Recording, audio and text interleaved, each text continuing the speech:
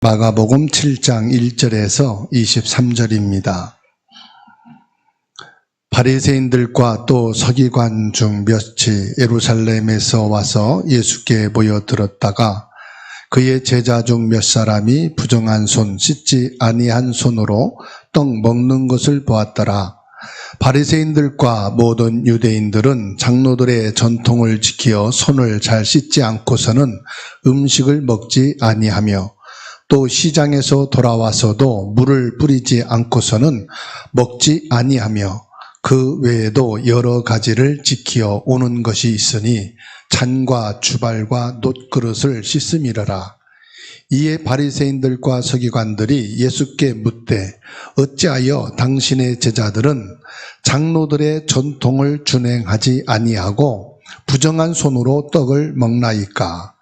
이르시되 이사야가 너희 외식하는 자에 대하여 잘 예언하였도다 기록하였으되 이 백성이 입술로는 나를 공경하되 마음은 내게서 멀도다.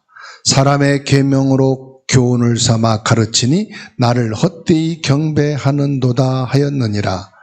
너희가 하나님의 계명은 버리고 사람의 전통을 지키느니라. 또 이르시되 너희가 너희 전통을 지키려고 하나님의 계명을 잘 저버리는도다.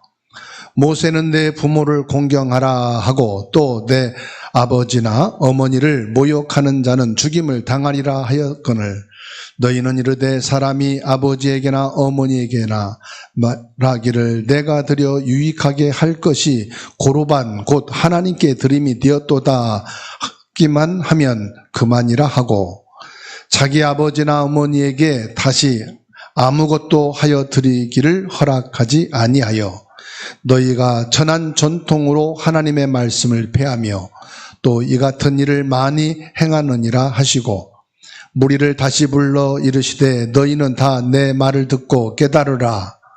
무엇이든지 밖에서 사람에게로 들어가는 것은 능히 사람을 더럽게 하지 못하되 사람 안에서 나오는 것이 사람을 더럽게 하는 것이니라 하시고 무리를 떠나 집으로 들어가시니 제자들이 그 비유를 묻자온데 예수께서 이르시되 너희도 이렇게 깨달음이 없느냐? 무엇이든지 밖에서 들어가는 것이 능히 사람을 더럽게 하지 못함을 알지 못하느냐? 이는 마음으로 들어가지 아니하고 배로 들어가 뒤로 나감이라. 이러므로 모든 음식을 깨끗하다 하시니라.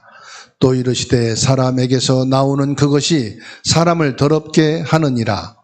속에서 곧 사람의 마음에서 나오는 것은 악한 생각 곧 음란과 도둑질과 살인과 간음과 탐욕과 악독과 속임과 음탕과 질투와 비방과 교만과 우매함이니 이 모든 악한 것이 다 속에서 나와서 사람을 더럽게 하느니라. 아멘. 오늘 말씀은 사람 안에서 나오는 것이 더럽다 하는 말씀입니다. 예수님께서 갈릴리에서 사람들을 치료하시고 살리시고 회복하시는 복음이 증거되어지는 현장 많은 역사와 응답이 있게 됐어요. 악한 귀신들은 떠나가는 증거들도 나오게 됐어요. 이 소식이 이방인에게 전 유대인에게 퍼져나갑니다. 그러던 중에 유대인의 수도라고 할 수 있는 예루살렘 바리새인과 서기관과 장로들이 예수님을 찾아온 겁니다. 오늘 5절에 보면은 이 바리새인들과 서기관들이 예수께 묻되 어찌하여 당신의 제자들은 장로들의 전통을 준행하지 아니하고 부정한 손으로 떡을 먹나이까? 이렇게 비판을 하게 되죠. 지금 이 종교 지도자들의 비판은 위생적인 문제만을 거론하는 게 아니에요. 오늘 말씀에서 나오듯이 장로들의 전통, 예수 그리스도를 믿는 사람이라면은 교회 안에 장로들이 지키는 그 전통을 따라야 되지 않겠느냐. 어찌 깨끗하지 않은 손으로 음식을 먹어서 몸을 더럽힐 수 있느냐 이 말이에요. 우리 몸은 거룩한 몸인데 하나님의 성전이라 할 수 있는데 하나님의 백성인데 어떻게 몸을 더럽게 할 수 있느냐. 예수님과 지금 종교와 복음의 전쟁이 일어난 겁니다. 모세의 율법과 장로들의 전통을 지키면서 우리가 신자답게 살아야 되지 않겠느냐. 손을 씻는단 말은 정결애라고 그래. 정결애. 깨끗하게 하여야 한다. 그런데 지금 이들이 말하는 의도는 전통을 지킴으로 자신들의 경건한 모습을 드러내는 사람이 되지 않겠느냐 하는 것을 지금 에둘러서 예수님은 공격하는 거예요. 복음이면 생명이요, 빛이요, 진리요, 병든 자를 치료하고 귀신 들린 자를 치료하고 하나님을 만나 구원을 얻게 하는 죄사함을 말하면서 어떻게 경건한 삶을 살지 못하느냐? 지금 이거를 말하는 겁니다. 이때 예수님께서 이사야 29장 13절 이사야 선지자가 말씀한 그 말씀을 인용해서 말합니다. 위선적인 외식하는 태도에 대해서 예수님이 지금 신랄하게 비판하고 있는 것이죠. 여기에서 저와 여러분은 첫 번째로 생각해야 될 것이 외식이냐 하나님의 계명인 말씀이냐 이 둘 중에 내가 한 가지 서 있어야 돼. 이사야 29장 13절에 예수님께서 말씀하죠. 이 백성이 입으로는 나를 가까이 하며 입술로는 나를 공경하나 그들의 마음은 내게서 멀리 떠났으니 그들이 나를 경외함은 나의 계명으로 가르침을 받았을 뿐이라. 너희 외식하는 자에 대하여 잘 애언하였도다. 기록되었으되 이 백성이 입술로는 나를 공경하고 마음은 내게서 멀도다. 7절에 예수님이 말씀하십니다. 이사야가 너희 외식하는 자들에 대하여 잘 애언하였도다. 입으로는 여호와 하나님을 경외하고 믿는 것이 맞아요. 지식으로도 성경을 깊이 있게 해석하고 그 뜻을 전달하고 다 합니다. 그런데 가장 중요한 건 뭐예요? 너희 마음은 하나님과 멀다. 이 말은 마음으로는 하나님 두지 않는다 이 말이에요. 8절에 말씀하죠. 너희가 하나님의 계명은 버리고 사람의 전통만 지키는구나. 여기서 지금 중요한 것은 예수님이 경건의 삶은 필요 없다 그 말이 아니에요. 전통도 지키고 경건한 삶도 있어야 된다. 그런데 그보다 더 중요한 게 있다 이 말이에요. 먼저 예수 그리스도 복음을 만나야 된다 이 말이에요. 먼저 예수 그리스도를 믿는 믿음이 내 안에 있느냐 이 말이에요. 하나님의 말씀을 향한 네 마음에 믿음은 없으면서 경건하게 한다고 참된 구원이 내게 임하게 되겠느냐 이 말씀입니다.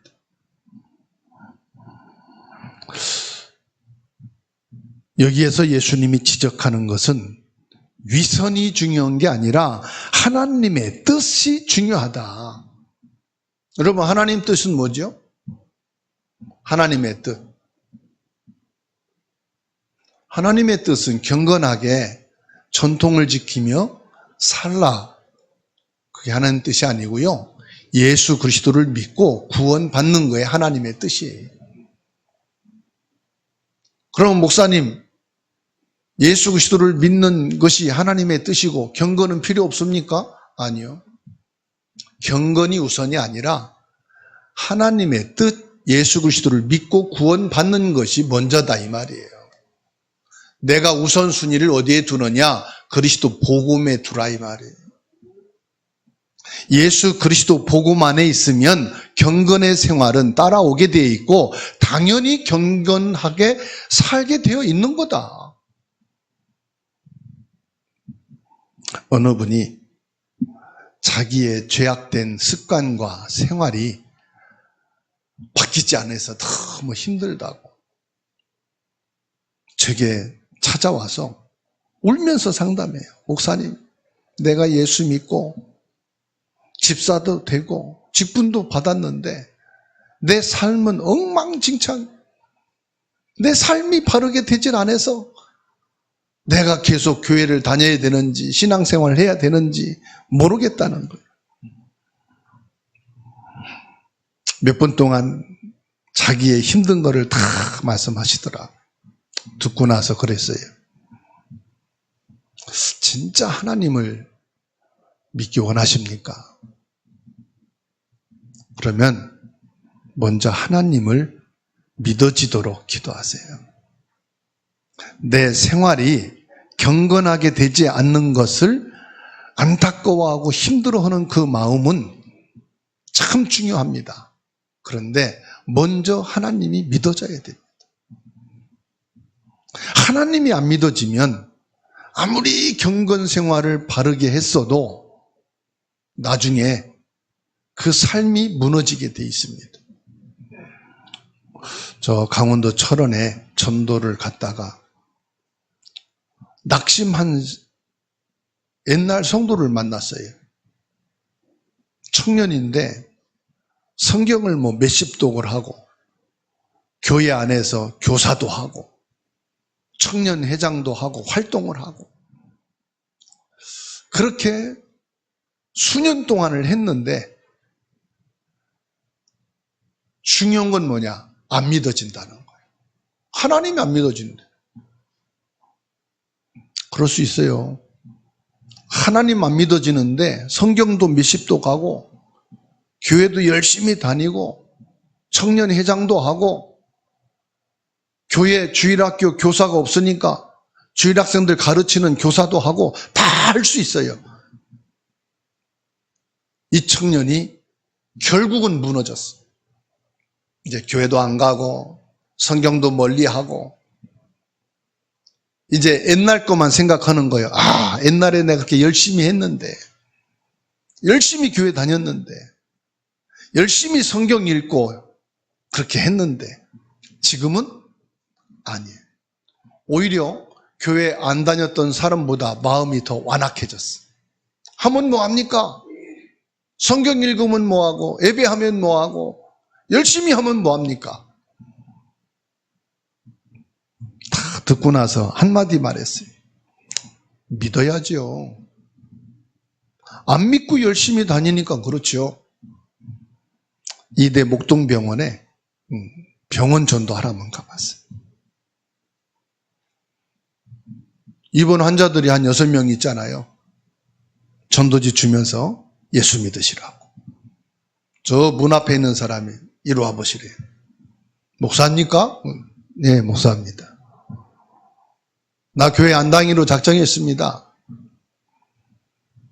교회 다 들렸어요? 그래요. 아유, 대뜸 막 한 15분 동안 제 면상에다가 그러니까 제가 뭐 당황해가지고 어떻게 할 수가 없는 거예요. 한 15분 동안 공격을 받았어요. 왜 그러시는데요? 내가요, 심장이 안 좋아요. 그래서 빠르게 걷지도 못하고 등산도 못해요. 내가 교회 남전도 소속됐는데, 아니 뭐 쉬는 날 등산 간다. 뭐든 뭐 야외 간다. 심장이 안 좋아서 호흡도 안 되는 나 같은 사람은 배려도 없고, 나 같은 사람은 신경도 안 써요. 지들끼리 등산 가고 놀러 가고. 그게 교회입니까? 나 교회 안 가기로 했어요. 그러시냐고. 근데 교회는 출석했고 남전도회는 참석을 하고 이렇게 활동을 했는데 한 가지를 빠뜨렸네요. 뭐요? 하더라고요. 하나님 만난 적 있으십니까?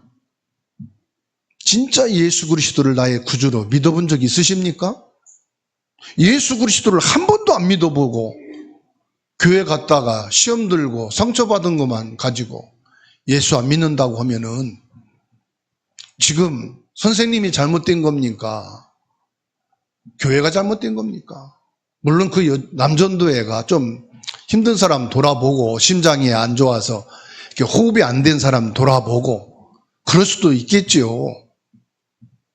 근데 아픈 사람만을 위해서 남전도회가 있는 건 아니잖아요. 아픈 사람만을 위해서 교회에서 활동하는 건 아니지 않습니까? 중요한 건 아프고 안 아프고를 떠나서 내가 하나님을 만나는 이 복음이 있어야 되잖아요. 그랬더니 공격하는 걸 딱 숙여놓고 그럼 어떻게 만나야 돼요? 복음을 설명하고 영접합시다. 영접은 따라서 기도하는 게 아니고 당신 마음에 진짜 예수님을 믿고 당신 마음에 예수님을 인정하는 겁니다. 따라서 영접 기도했어요. 나오려고 하는데 저 창문가에 지금까지 한마디도 안 하고 있던 남자 한 분이 목사님 저 기도 좀 해주고 가세요. 이분 믿는 사람이라. 나를 막 불신앙으로 공격할 때는 입 다물고 가만히 있더니 이분이 복음 받고 기도하니까 나 믿는 사람 집사인데 기도 좀 해달라고 축복 기도하고 나오면서 교회 안에 이런 분들이 많겠구나. 아무것도 모르고 부모님 따라서 교회에 갔던 사람들, 이래저래 해서 교회를 나가게 됐던 사람들, 그래서 교회 등록하고 열심히 교회 다니고 예배는 드리고 활동은 참여했는데 단 한 번도 이 예수님을 내 구주로 내 마음에 믿는 믿음이 없었구나. 사랑하는 성도 여러분, 교회 다녀야 됩니다. 교회 활동하셔야 됩니다. 예배 참석해야 됩니다. 그런데 보다 더 중요한 것은 하나님의 뜻이 뭐냐? 예수 그리스도를 믿는 사람이 되기를 축원합니다. 11절에 고로반에 대해서 말씀하고 있어요. 고로반이란 말은 하나님께 드린다는 뜻이.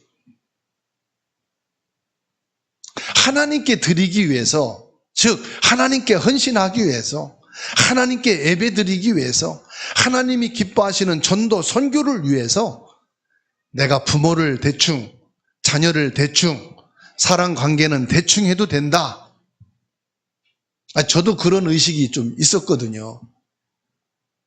그런데 출애굽기 20장 12절에 내 부모를 공경하라 말씀했잖아요. 그런데 이 말씀을 전통을 가지고 싹 바꾼 게 뭐냐? 하나님께 예배하기 위해서, 전도하기 위해서, 하나님의 일을 하기 위해서 부모님에게 조금 소홀하게 해도 돼. 형제에게 좀 서운하게 해도 돼. 사람들에게 조금 잘 못해도 하나님께 인정받으면 되지 뭐. 예수님이 말씀합니다. 너희들이 전통을 가지고 고로반은 하면서 실제적으로 부모와 형제를 돌보지 않는 것이 옳은 거냐 틀린 거냐? 하나님이 왜 십계명을 주셨을까요? 내 부모를 공경하라고. 왜 주셨을까요? 한번 물어봅시다. 왜 주셨나? 이 말씀을 묵상해 봤어요. 왜 내 부모를 공경하라고 했을까? 사람들이 부모를 너무 공경을 안 하니까 공경하라고 하셨구나. 옆에 분하고 인사합시다. 부모를 공경합시다. 부모를 공경하란 말은 내 이웃을 사랑하란 말이에요. 내 부모를 공경하란 말은 부모를 사랑하라 이 말이에요. 요즘 사람들이 부모를 사랑하지 잘 않거든. 의무적으로 어버이날. 왜 어버이날 만들었을까요? 어버이날을 없으니까 늘 자기 날만 하니까 어버이날을 만들어서 어버이를 한 번쯤 생각하고 좀 찾아뵈라 이 말이거든. 뭐 어버이날 만들어놔도 나와 상관없어, 그죠? 전혀 상관없이 하거든. 부모를 공경하라 말씀이 있는데 부모를 공경 안 하고 거기에다가 공격만 하거든. 공경을 공격으로 하거든. 너무 공격하니까 공경 좀 해라. 내 이웃을 너무 사랑 안 하고 자기만 사랑하니까 이웃을 사랑해라. 디모데후서 3장에 말세에 고통하는 때가 오는데 무슨 고통이 와요? 자기만 사랑하고 용서하지 못하고 감사하지 못하고 하나님을 사랑할 줄 모르고, 다시 말하면 뭐냐? 마지막 때가 되면 될수록 나밖에 모르는 거예요. 눈을 뜨나 가무나 일하나 모든 삶의 목적이 나밖에 없어. 나. 그 성경에 내 부모를 공경하라 그래. 부모가 자식을 낳았으면 책임져야지. 자기한테 유리한 거는 다 갖다 대면서 공경하라 그랬는데, 그때는 뭐라고 그래요? 고로반. 하나님께 드리면 끝이야. 하나님이 기뻐하는 거 하면 끝이야. 당연히 하나님께 드리는 거죠. 그런데 하나님의 말씀에 부모를 공경하라 한 것도 하나님 말씀이거든. 그럼 무슨 말씀입니까? 너가 우선순위를 어디에 두느냐 이 말이에요. 우선순위를 하나님 말씀에 두라. 그게 참된 신앙이에요. 그러면서 예수님이 말씀합니다. 너희가 지금 손을 씻지 않고 먹어서, 한마디로 말하면 더럽다 이 말이거든. 비위생적이다. 이거는요, 이스라엘 나라 중동 지역의 환경과 문화를 봐야 돼요. 이곳은 중동 지역입니다. 사막, 모래가 많아요. 그래서 밖에 갔다 오면은 모래 먼지를 뒤집었어요. 그러다 보니까 운동화나 구두 같은 걸 신으면 참 힘들어요. 어저께 놀이터에 갔거든요. 놀이터에 가면 뭐가 있어요? 모래가 깔려 있잖아요. 운동화나 구두를 안 신고 모래밭에 가면은 이게 막 신발 속에 들어와 가지고 상당히 불편합니다. 근데 중동은 아예 모래가 천지란 말이에요. 모래바람과 모래 생활 속에 막 있으니까 들어갔다 나오면 손을 씻어야 돼. 발도 닦아야 되고. 이 몸에 모래를 다 털어서 안 그러면 위생에 큰 심각한 문제가 와요. 폐에도 그렇고 많은 질병이 걸릴 수 있어요. 거기에다가 유대 종교에서는 정결례가 있어서 손발을 씻고 음식을 먹는 것이 자기 몸을 깨끗하게 거룩하게 하는 것이라는 의식이 또 있단 말이에요. 이걸 가지고 지금 예수님의 제자들이 배가 고팠었는지 아니면은 원래 씻는 걸 싫어하는지 밖에서 들어와 가지고서 먹는데 안 씻은 손으로만 먹는단 말이에요. 이걸 가지고 이제 지적을 하는 겁니다. 이때 예수님께서 말씀합니다. 진짜 더러운 것은 사람 밖에서 안에 들어오는 것이 아니고 사람 안에 있는 것이 더 더러운 것이다. 이걸 말씀하고 있어요. 15절에 보세요. 무엇이든지 밖에서 사람에게로 들어가는 것은 능히 사람을 더럽게 하지 못하되. 제자들은 이 말씀을 이해 못했어요. 왜? 지들이 손 안 씻고 와서 빵을 먹었는데 이것 때문에 지금 예수님과 이 종교인들, 지도자들과 이렇게 전쟁이 일어났단 말이요. 손을 안 씻고 음식을 먹을 정도의 상식이니까 이 말 안 듣겠어요? 도대체 이게 무슨 말입니까, 그럼? 이때 예수님이 자세히 비유를 설명해서 말씀하십니다. 입으로 들어가는 모든 음식은 소화 과정을 거쳐서 몸 밖으로 배출될 뿐이지 사람의 영혼이나 마음을 더럽게 하지는 못하지 않냐, 이 말이. 예수님의 말씀은 복음과 진리에 대해서 비유로 말씀한 거예요. 여러분, 옛날과 지금으로 보면은 음식 문화, 위생 시설이 얼마나 잔들는지 몰라. 그렇죠? 뭐 우리 어릴 때는 저는 국민학교 다니면서 양치질을 1년에 3번 한 것 같아. 설날 때 하고 추석 때 하고 이런 명절 때만. 왜냐하면 집안에 치약 칫솔이라는 게 귀해가지고 거의 없었던 것 같아요. 저희 부모님도 보면은 소금으로 양치하는 거 봤지 치약을 가지고 하는 걸 거의 못 봤어. 그러니까 뭐 50대만 넘으시면은 다 이빨이 빠져가지고 합죽 할머니 할아버지들이 됐거든요. 요즘은 위생이 얼마나 좋은지 뭐. 아침 저녁 식사 끝나자마자 막 양치하잖아요. 주방에도 가면은 얼마나 위생시설이 돼 있습니까? 옛날엔 냄비를요 1년에 한 번씩 닦았어요. 그래가지고 밖에는 시커멓게 타고 그거를 젤을 갖다가 아니면은 모래를 갖다가 1년에 한 번 명절 앞에 두고 깨끗이 닦았다.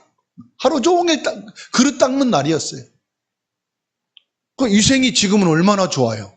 세제를 가지고요. 식기세척기다 넣어놓으면 지가 알아서 얼마나 깨끗하게 해옵니까? 빨래 위생도 얼마나 좋습니까, 요즘? 건조기까지 해가지고 싹 말려 나오잖아요. 그런데 그렇게 음식이 위생적이고 모든 생활이 깨끗해졌는데 병은 더 많아졌어.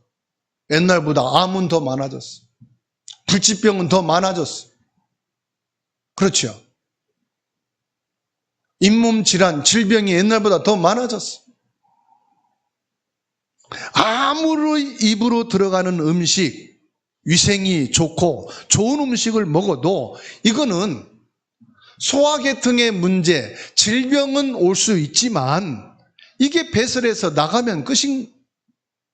진짜 중요한 것은 사람의 영혼과 마음을 병들고 아프게 하는 것이 음식이 아니다, 이 말이에요.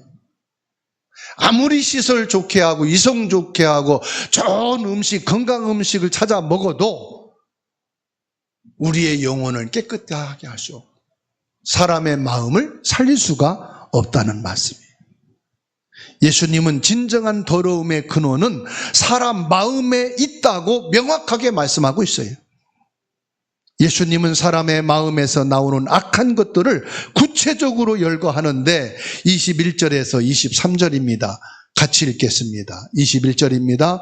속에서 곧 사람의 마음에서 나오는 것은 악한 생각, 곧 음란과 도둑질과 살인과 간음과 탐욕과 악독과 속임과 음탕과 질투와 비방과 교만과 우매함이니 이 모든 악한 것이 다 속에서 나와서 사람을 더럽게 하느니라.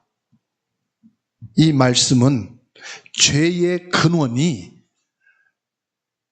사람 안에 있다, 밖에 있다? 안에 있다, 이 말이에요. 근데 사람 안에 어디에 있다? 마음에 있다, 이 말이에요. 마음에. 외부에 있는 것이 아니고 너의 내면 속에 있는 것이다. 다시 말씀드리면 내면에 타락한 본성이 비롯된 것이다. 타락한 것이 뭡니까? 가장 근본적으로 선악과를 따먹은 것이 문제가 아니라 따먹을 수밖에 없는 그 마음에 하나님을 향한 불신앙,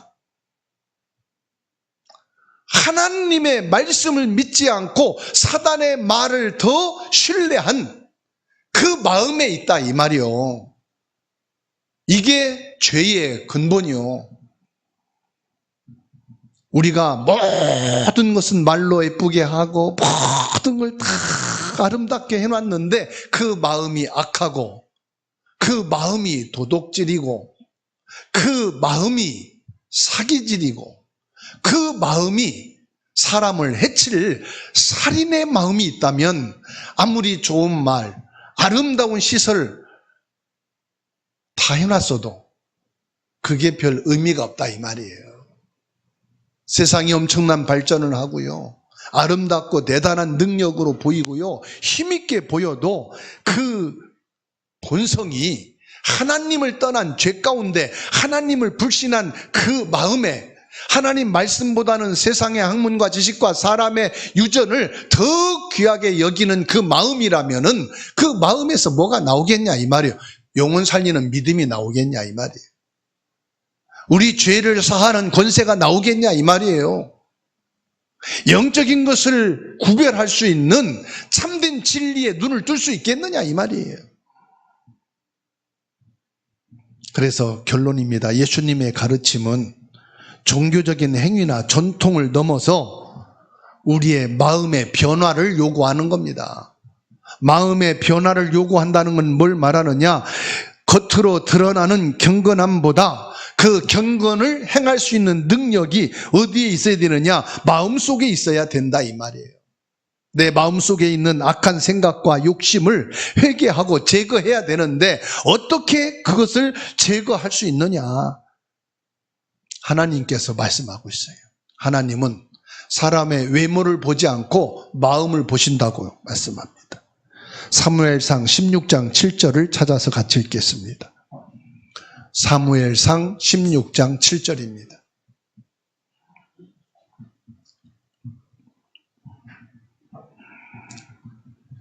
읽겠습니다. 시작. 여호와께서 사무엘에게 이르시되 그의 용모와 키를 보지 말라. 내가 이미 그를 버렸노라.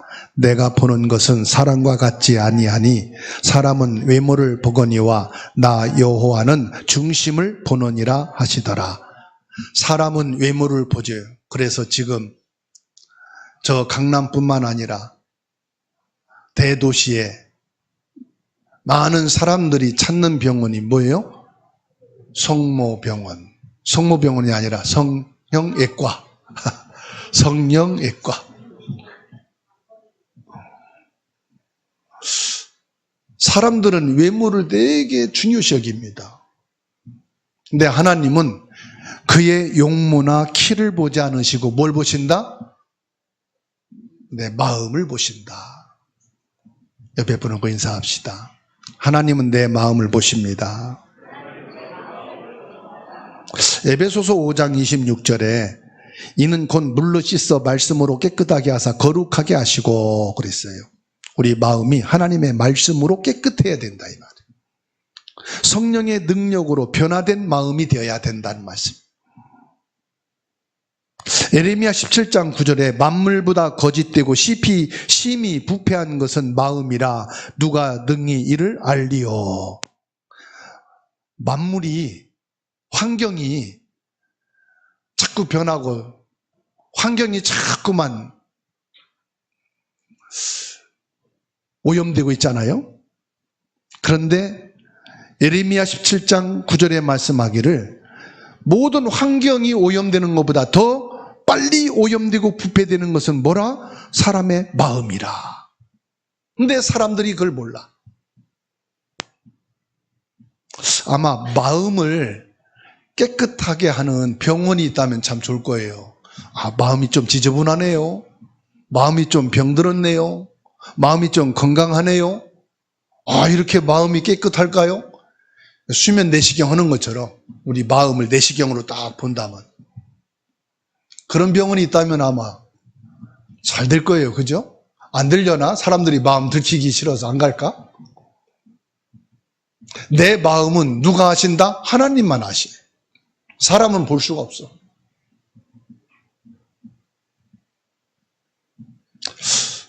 그래서요, 우리가 교회를 다니고 예수를 믿는다. 뭘 보느냐? 마음을 봐야 돼.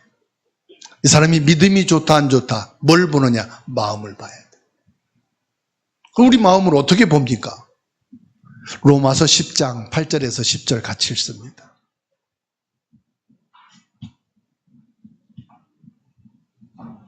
로마서는 구약 성경에 있는 게 아니고 신약 성경 사도행전 끝에 있습니다. 10장 8절에서 10절을 같이 읽겠습니다. 로마서 10장 8절에서 10절 읽습니다. 그러면 무엇을 말하느냐?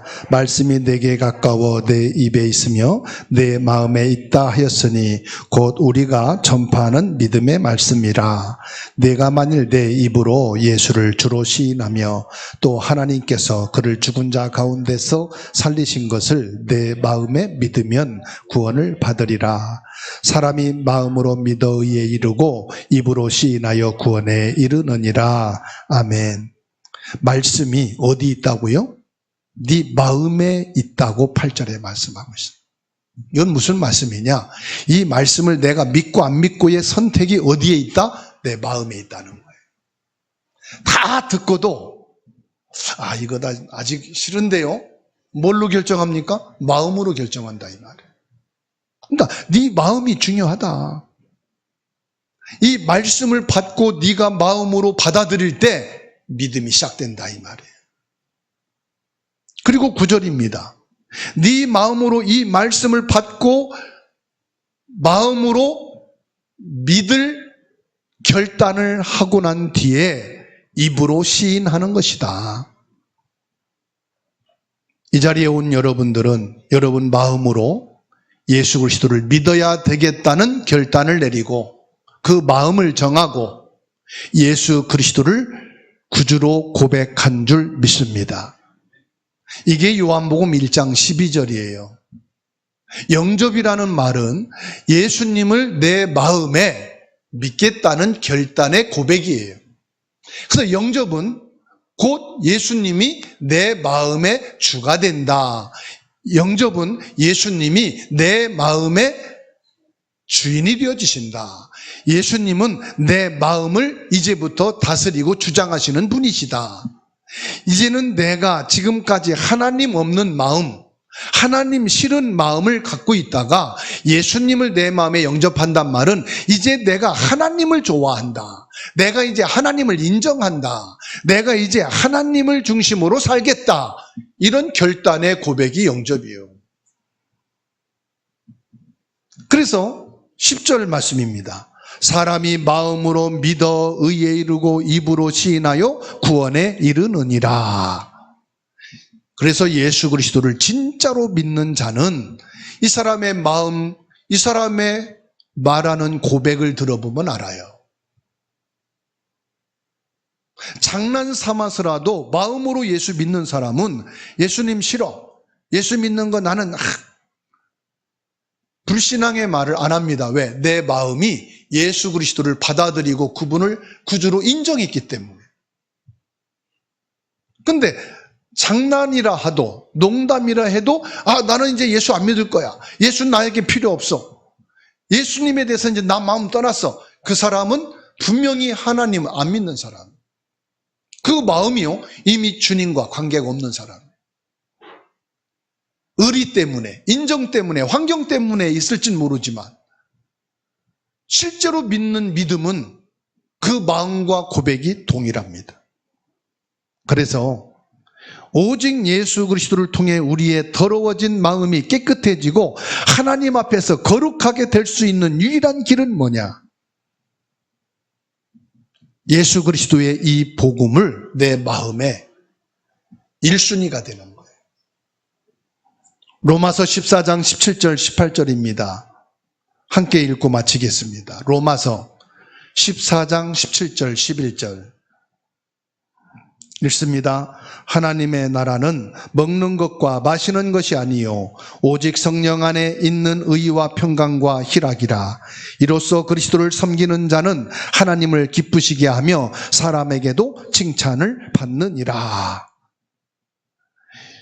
예수 그리스도로 구원받은 하나님의 사람은 먹는 것과 마시는 것을 가지고 기준이 아니라 성령 안에서 하나님이 주시는 평강과 희락이다. 그 마음을 다하고 뜻을 다하여 여호와 하나님을 사랑하고 믿는 자는 어떤 사람이요? 18절에 하나님을 기쁘시게 하는 사람이요 사람에게도 칭찬을 받는 사람이다. 여기에서 결론이 내려지는 거예요. 당연히 예수 그리스도를 바르게 믿고 복음의 사람이라면 손도 씻고 깨끗하게 먹어라. 부모도 공경해라. 그래서 부모에게, 형제에게, 이웃에게 세상 사람으로 칭찬을 받는 사람도 되라. 그리고 거기에만 집중하지 말고 하나님이 기뻐하시는 사람도 되어야 한다. 옆에 분하고 인사합시다. 하나님을 기쁘시게 합시다. 사람에게도 칭찬받읍시다. 그럼 칭찬 한번 해야지요. 당신은 멋있는 사람입니다. 당신은 믿음의 사람입니다. 예배 끝나고 만날 때 악수하면서 칭찬 한 가지씩 하십시다. 왜? 사람에게도 칭찬받는 사람이 돼야 돼. 그러려면 뭐요? 칭찬하는 사람도 돼야 되지만 칭찬받으면 기분 좋아요, 안 좋아요? 받아합시다. 기분이 너무 좋아요. 칭찬받을 때 기분이 좋잖아요. 그죠? 그래서 칭찬하는 사람도 되고 칭찬받는 사람도 되고 그게 인사거든. 거기에만 치우치지 말고 먼저 뭐 하는 사람이 되자? 하나님을 기쁘시게 하는 사람이 되자. 이게 신앙이요 믿음인 줄로 믿습니다. 저와 여러분들은 좋은 음식도 먹고 좋은 의복도 입고 좋은 환경 속에서 사니까 좋은 것들이 날마다 내 속에서 나와서 사람을 기쁘게 하고 사람을 행복하게 하고 감사가 넘치는 신앙이 되기를 주의 이름으로 축원합니다.